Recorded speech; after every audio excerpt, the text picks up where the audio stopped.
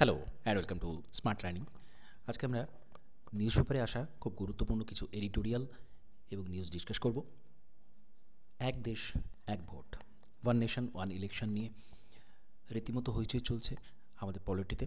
তো গণতন্ত্র এটাকে নতুন পরীক্ষা বলে গণ্য করা হচ্ছে এবং এখানে আমরা বেশ কিছু ইনফরমেশান পাবো এবং এর পজিটিভ নেগেটিভ যে ইম্প্যাক্ট রয়েছে সে দুটোই এখানে কিন্তু খুব সুন্দর করে তুলে ধরা হয়েছে। তো গত 17ই ডিসেম্বর এই বিলটাকে কিন্তু পেশ করা হয়েছিল এক দেশ এক ভোট, এবং এই প্রস্তাব কার্যকর করতে গেলে আমরা জানি সংবিধানের কিন্তু সংশোধন প্রয়োজন। 2/3 মেজরিটিতে পাশ হতে হবে এবং রাজ্যগুলোতেও কিন্তু অধিকাংশ রাজ্য সম্মতি চাই, অর্থাৎ 50% সম্মতি কিন্তু চাই।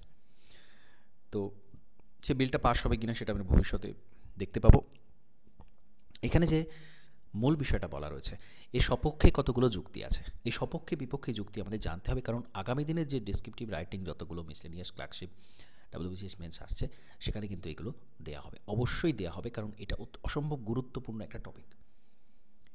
তো এখানে কি হবে? প্রথমত এর ফলে বিপুল পরিমাণ অর্থ এবং মানব সম্পদের সাশ্রয় হবে, কারণ বারবার ভোট করাতে গেলে প্রচুর পরিমাণে যে খরচ হয়, বিপুল অর্থ ব্যয় হয়, সরকারের হয়, রাজনৈতিক দলগুলোর হয়। তো সেটা যদি একসাথে হয় তাহলে কিন্তু বারবার অর্থ ব্যয় করতে হবে না, এবং নির্বাচনের কারণে বড় সংখ্যক সরকারি কর্মচারী যারা ভোটের কাছে বেশ কিছুদিন ব্যস্ত থাকতে হয়, স্কুল কলেজ বন্ধ রাখতে হয়, তার ফলে শিক্ষা, প্রশাসন, বিভিন্ন দিকের যে উন্নয়ন সেটা কিন্তু বাধাপ্রাপ্ত হয়। কিন্তু 5 বছরের মধ্যে যদি একবারই ভোট হয় তাহলে কিন্তু সেই সমস্যাটা এড়ানো সম্ভব হবে। আর কি, নির্বাচনের আগে মডেল কোড অফ কন্ডাক্ট যখন থেকে নির্বাচনের ডেট আসে, নির্বাচন কমিশন যখন ডেট ঘোষণা করে তখন থেকে কিন্তু মডেল কোড অফ কন্ডাক্ট শুরু হয়ে যায়। তো বারবার যদি সেটা হতে থাকে তাহলে সেই সমস্যাটা চলে আসে, সেই সময় কোনো উন্নয়নমূলক কাজ করা যায় না। মডেল কোড অফ কন্ডাক্ট চালু হলেই কিন্তু কোনো উন্নয়নমূলক কাজ আর করা যায় না, তো সেই সমস্যাটা কমবে।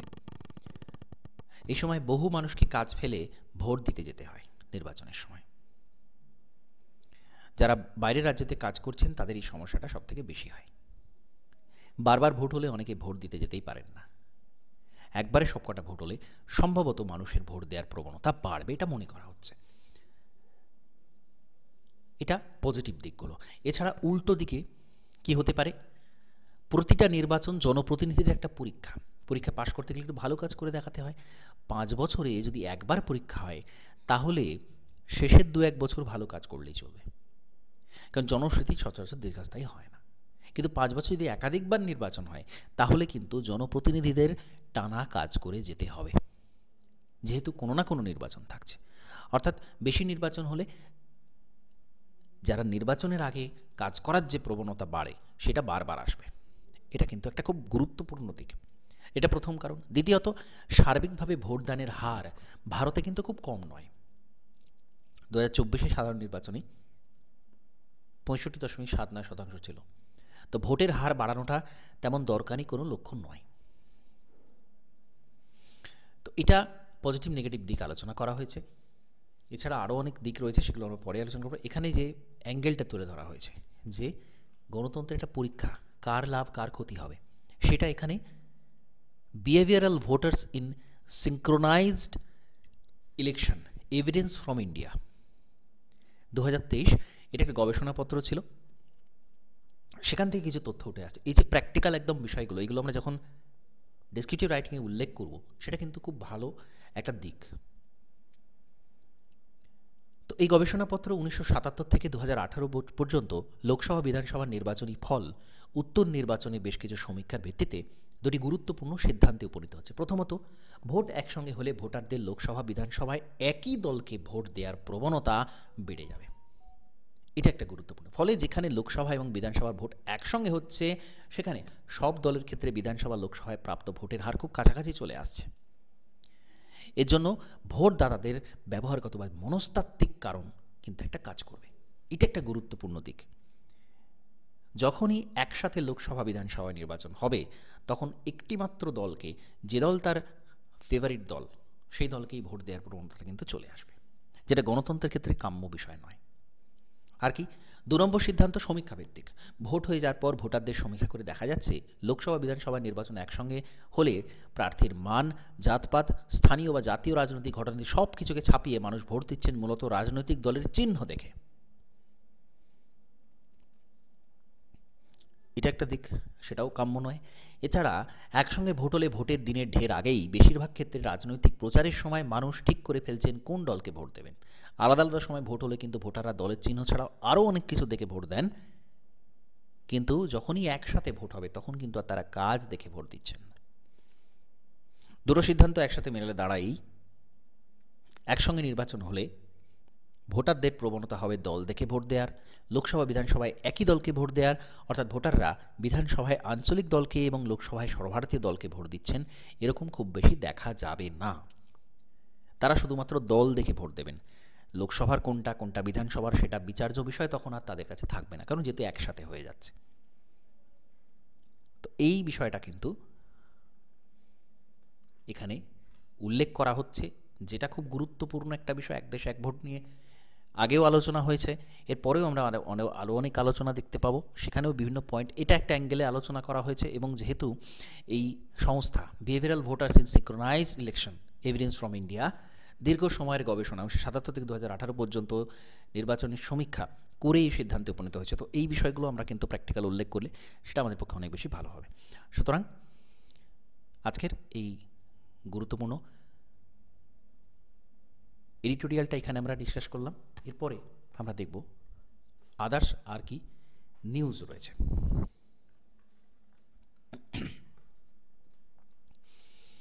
দোলাচালের বাজারে নতুন বছরের নজর কোন দিকে? তো নতুন বছরে আমরা সেন্সেক্স থেকে অনেক কিছু জানতে পারি। সেন্সেক্স হোক বা নিফটি হোক, বাজারে কি পরিস্থিতি।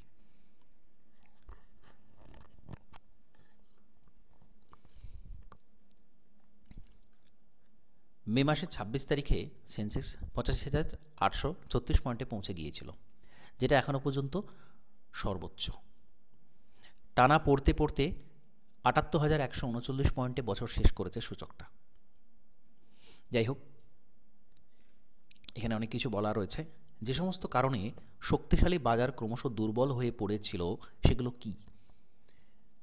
বছরের দ্বিতীয় ত্রৈমাসিকে অর্থনীতির কিছুটা ঝিমিয়ে পড়া, উৎসবের মরশুমেও চাহিদার ঘাটতি থাকা, মূল্যবৃদ্ধির হার মাথাচাড়া দেওয়া, ভূরাজনৈতিক সমস্যা সারা বিশ্ব জুড়ে, আমদানি শুল্ক নিয়ে আমেরিকার ভাবী প্রেসিডেন্ট ডোনাল্ড ট্রাম্পের ভারতকে হুঁশিয়ারি, এই সমস্ত কারণে সেন্সেক্স কিন্তু পড়ে যায়। অর্থাৎ বাজারের থেকে রিটার্ন পাওয়ার আশা মানুষের মধ্যে যখন কমে যাচ্ছে তখনই কিন্তু এটা পড়ছে। তাহলে ভবিষ্যতে মার্কেট আরও চাঙ্গা থাকবে, এই কনফিডেন্সটা ইনভেস্টাররা পাচ্ছেন না, সেজন্য এখান থেকে তারা টাকা বের করে নিয়ে অন্য জায়গায় ইনভেস্ট করছেন। যাই হোক, এটা মূল বিষয়। এখন 2025 কীরকম যেতে পারে? ডিসেম্বরে মূল্যবৃদ্ধি কমে কিনা, ফেব্রুয়ারির প্রথম সপ্তাহে বৈঠকে রিজার্ভ ব্যাংকের ঋণ নীতি সুদের হার কমায় কিনা। আমাদের যে রিজার্ভ ব্যাংকের মনিটারি পলিসি কমিটি রয়েছে, যারা প্রতি 2 মাস অন্তর অন্তর মনিটারি পলিসি ঠিক করেন, সেই পলিসি তারা কি করছেন সেখানে যদি সুদের হার কমানো হয় তাহলে কিন্তু আবার ইনভেস্টাররা এখানে ফিরতে পারেন এবং শীর্ষ ব্যাংক সুদ কমানোর পথে হাঁটতে পারে। এটাই এখানে বলতে চাওয়া হয়েছে যে এগুলো কিন্তু গ্লোবাল ইকোনমিক ইন্ডিকেটর, এখান থেকে অনেক কিছু বোঝা যায়। ফেব্রুয়ারির বাজেটের ওপর অনেকের নজর থাকবে, সেখানেও দেখা যাবে আমাদের অর্থনীতি চাঙ্গা করার জন্য কী নীতি নিয়ে আসা হচ্ছে। ডোনাল্ড ট্রাম্পের ভারত সংক্রান্ত সিদ্ধান্ত কি হয় সেটা নিয়ে দেখার বিষয়। অশোধিত তেল ডলারের কী দাম থাকে, এইগুলো সমস্তই কিন্তু সারা বিশ্বের অর্থনীতির সাথে সাথে ভারতের অর্থনীতিকেও প্রভাবিত করে এবং সেটাই কিন্তু এখানে বলা রয়েছে।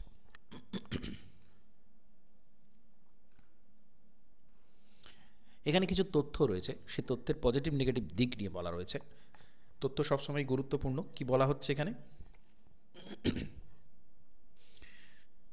কেন্দ্রীয় পরিসংখ্যান মন্ত্রক 2022-23 6.5 কোটি থেকে 2023-24 অক্টোবর সেপ্টেম্বরে 7 কোটির বেশি সংস্থা বেড়েছে, অনথিভুক্ত সংস্থা বেড়েছে, কর্মী সংখ্যা বেড়েছে 10%। এই সংস্থাগুলি কর্মীদের বেতন বেড়েছে মূল্যবৃদ্ধির হারের চেয়ে বেশি হারে। মহিলা মালিকাধীন সংস্থার অনুপাত বেড়েছে 23 থেকে 26% হয়েছে। এবং সরকারি প্রকল্পে উৎসাহিত হয়ে মহিলারা অধিক সংখ্যায় ব্যবসায় অংশগ্রহণ করছেন, এমনভাবেই পরিসংখ্যানের অর্থ করেছেন প্রশাসনিক কর্মকর্তা এবং সরকারি অর্থনৈতিক উপদেষ্টারা। কৃষিক্ষেত্র বাদ দিলে ভারতের অসংগঠিত ক্ষেত্রেই অধিকাংশ কর্মী নিয়োগকর্তা এবং এই ক্ষেত্রে অধিকাংশ সংস্থাই অনথিভুক্ত। নোটবন্দি, জিএসটি, কোভিডজনিত লকডাউন ইত্যাদি ধাক্কায় অসংগঠিত ক্ষেত্রে যে তলানিতে পৌঁছেছিল 2023-24 সালের বৃদ্ধি লো বেস এফেক্টের কারণে অপ্রত্যাশিত নয়, বরং প্রশ্ন অনথিভুক্ত সংস্থার সংখ্যায় বৃদ্ধি, সেগুলোতে নিযুক্ত কর্মীদের সংখ্যায় বৃদ্ধি বস্তুত ভারতের অর্থনীতি সম্পর্কে কী ইঙ্গিত দেয়? অসংগঠিত ক্ষেত্রে অনধিভুক্ত সংস্থা, এই সংস্থাগুলো বেড়েছে, মহিলাদের ওয়ার্ক পার্টিসিপেশন রেট বেড়েছে, এইগুলোকে কি পজিটিভভাবে দেখা হবে নাকি নেগেটিভভাবে দেখা হবে, সেটাই হচ্ছে প্রশ্ন। সংখ্যা বলছে পজিটিভ দিক, কিন্তু এর পেছনে কিছু বিষয় লুকিয়ে রয়েছে। যিনি নিয়োগকর্তা তিনিই কর্মী, অর্থাৎ একজন ব্যক্তি একটি উদ্যোগ, এমন সংস্থা অনধিভুক্ত অসংগঠিত ক্ষেত্রে সবচেয়ে বেশি রয়েছে। এগুলো সবসময় ঝুঁকিপূর্ণ হয়, নিম্ন প্রযুক্তির হয়, সামান্য আয়ের উদ্যোগ হয়। মহিলাদের অধিকাংশ এই ধরনের উদ্যোগে নিযুক্ত রয়েছেন। উদ্যোগপতি হওয়ার উচ্চাকাঙ্ক্ষা নয়, অধিকাংশই নিয়মিত রোজগারের অপর কোনো সুযোগ না পেয়ে বাধ্য হয়ে স্ব উদ্যোগের পথ খুঁজে নিয়েছেন। তাহলে এই সংখ্যা বেড়েছে কিন্তু কোয়ালিটি বাড়েনি, এখানে কোয়ান্টিটি বেড়েছে, কোয়ালিটি বাড়েনি, এটাই কিন্তু বলতে চাওয়া হচ্ছে। কর্মীদের বেতন বৃদ্ধির যে পরিসংখ্যান দিয়েছে কেন্দ্রীয় পরিসংখ্যান মন্ত্রক, সেটা কিন্তু আশাজনক। তবে অনথিভুক্ত সংস্থার বৃদ্ধিতে আশান্বিত হওয়ার চেয়ে বরং প্রশ্ন করা দরকার, এই সংস্থার নথিভুক্তির জন্য সরকার কী করছে? 7 কোটিরও বেশি সংস্থার কতগুলিকে কীভাবে কতদিনে সংগঠিত ক্ষেত্রে আনার পরিকল্পনা তারা নিচ্ছে? কারণ এগুলো সবই অসংগঠিত ক্ষেত্রের পরিসংখ্যান। সেটাকে কীভাবে সংগঠিত করা যাবে, সেটাই সরকার কী ভাবছে, সেটাই কিন্তু এখানে প্রশ্ন করা হয়েছে। ডিজিটাল ভারতের ক্ষেত্রে কি সমস্যা, সেইগুলো এখানে তুলে ধরেছে। ডিজিটাল ভারত তৈরির আশার নিচেই রয়েছে সাইবার অপরাধের শিকার হওয়ার আশঙ্কা। ডিজিটাল দুনিয়ায় কত মানুষ প্রতারিত হচ্ছেন, আর্থিক ক্ষতি হচ্ছে, তার একটা আভাস মেলে কেন্দ্রীয় স্বরাষ্ট্র মন্ত্রকের তথ্য থেকে। এই তথ্যগুলো কিন্তু প্রচণ্ড গুরুত্বপূর্ণ, আমরা বিভিন্ন ডেসক্রিপটিভ রাইটিংগুলো ব্যবহার করব। 2024 সালের প্রথম 3 মাসে প্রতারণার অভিযোগ জমা পড়েছে 86,000, যেটা প্রায় অর্ধেক ঘটেছে হোয়াটসঅ্যাপের মাধ্যমে। ক্ষতির পরিমাণ সরকারি হিসেবে 125 কোটি টাকা, বিশেষজ্ঞদের মতে প্রকৃত অঙ্ক তার কয়েক গুণ বেশি। অতরঙ্গ মুহূর্তের ভিডিও থেকে শুরু করে নানা ধরনের গোপন তথ্য, ব্যক্তিগত তথ্য প্রকাশের ভয় দেখিয়ে টাকা আদায়ের ঘটনা অধিকাংশ পুলিশকে জানান না আক্রান্তরা। সাধারণ অপরাধের জগতের সঙ্গে সাইবার অপরাধের কয়েকটি বিষয় মিল রয়েছে। অতিরিক্ত লাভের আশা দেখিয়ে বিনিয়োগ করতে প্রণোদিত করা, নানাভাবে অর্থপ্রাপ্তির লোভ দেখিয়ে টাকা আদায় করা, এই সমস্ত প্রতারণা কিন্তু চলে।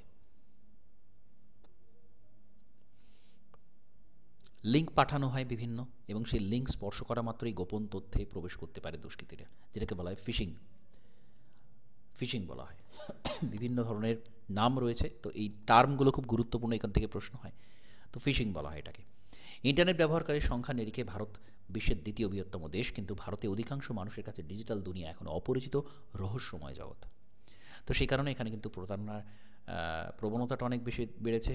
ব্যাংকের ক্ষেত্রে আমরা দেখতে পাচ্ছি, এবং সম্প্রতি ডিজিটাল গ্রেপ্তারি, সেটাও কিন্তু একটা প্রতারণা ব্যাপকভাবে বেড়েছে। তো এই সমস্ত, এটা কিন্তু একেবারে কারেন্ট টপিক, এটা নিয়ে কিন্তু আমাদেরকে সচেতন থাকতে হবে। ডেসক্রিপটিভ রাইটিংয়ে লেখা এখান দিয়ে দেওয়া হতে পারে। চড়া মূল্যবৃদ্ধি এবং ভোগ্যপণ্যের ধাক্কা, সেটা কিন্তু বজায় থাকবে এরকম আশঙ্কা করা হচ্ছে। চড়া মূল্যবৃদ্ধি, কাঁচামালের খরচ বেড়ে গেছে, ভোজ্য তেল, পাম তেল সহ একাধিক কাঁচামালের দাম বাড়ায় ডিসেম্বরে নানা পণ্যের দাম বাড়িয়েছে ভোগ্যপণ্য শিল্প। তো সেটা অর্থনীতি কোন দিকে যাবে সেটা এখন দেখার বিষয়। এটা বর্তমানে একটা সমস্যা। আবহাওয়া পরিবর্তন, সেই সংক্রান্ত একটা নিউজ রয়েছে। দাবানল সংখ্যা অস্ট্রেলিয়াতে রয়েছে।